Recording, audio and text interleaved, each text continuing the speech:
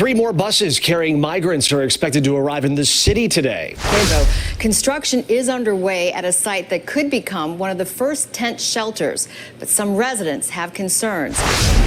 Construction work is underway at this vacant lot at 38th and California in Brighton Park. It's where the city is proposing to build a base camp to house migrants. We already live in a neighborhood that is barely surviving because of gang activity and drug people and whatever. And to bring that here in our neighborhood is just going to be more. With the temperatures dropping, volunteers helping them say they are not prepared to handle the cold. CBS 2's Madama Gonzalez spoke to one group on the south side about their urgent call for help.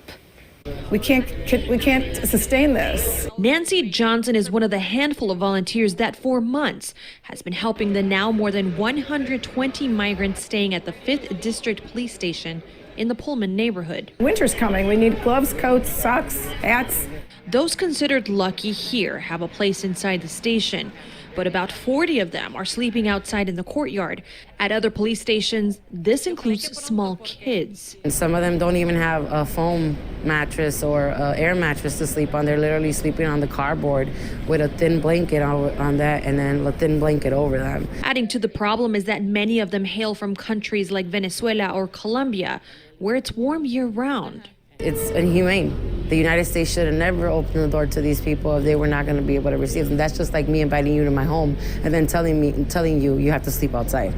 Now, we spoke to many of the people staying here, and they say they are already having a hard time with the temperatures dropping at night. They fear that it's only going to get worse in the weeks to come. Right now, the state is footing the bill for what they call temporary housing, apartments and homes that are rented out for migrants. The state is paying on the high end $9,000 in rental assistance over a 6-month period of time. With that comes help moving in and a starter kit to furnish the apartment. That rent lasts for 6 months, and ideally people would have started their legal process, secured legal work authorization, and then be able to sustain that apartment. And so the cost, or I guess the payment towards the landlord, is based on market rate. It's based on the configuration of the apartment, how many rooms, where it's located, all of those things. And so it kind of varies from place to place. We ran out of time, but I did reach out to the city to see how many asylum seekers are currently taking advantage of the rental assistance program. We haven't heard back from the city on that. The city put $4 million towards helping migrants get temporary housing. The state added $38 million to that. And right now, there are only 30 to 40 case management workers from Catholic Charities working to get thousands of migrants temporary housing. And I'm told there's a push to hire more. It's not because we hate everybody on the outside. We just want to know who's coming into and out of our country.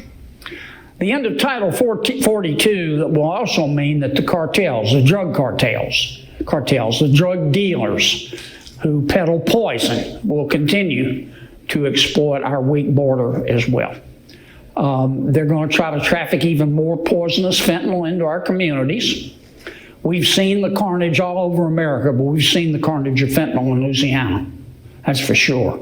In 2021, 94% of our drug overdose deaths in New Orleans were related to fentanyl. There ought to be a special place in hell for a fentanyl dealer. Law enforcement officers work hard to try to stop this fentanyl, but our criminal code doesn't reflect how lethal fentanyl can be. Many drug dealers don't even face mandatory minimum prison sentences. You're going to hear us one way or the other. You're going to hear us one way or the other. You're going to hear us one way or the other. This administration, I don't understand why, but they believe in open borders. This administration, the Biden administration, believes that vetting people at the border is racist. I don't. I think it's prudent.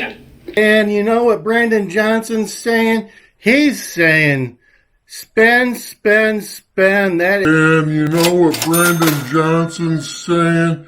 He's saying, spend, spend, spend. They believe the city has overextended itself and should be putting the tens of millions of dollars earmarked for migrants into Chicago's most vulnerable neighborhoods. But the South Side has been under-resourced underfunded for years, for decades. We have schools that need to be reopened.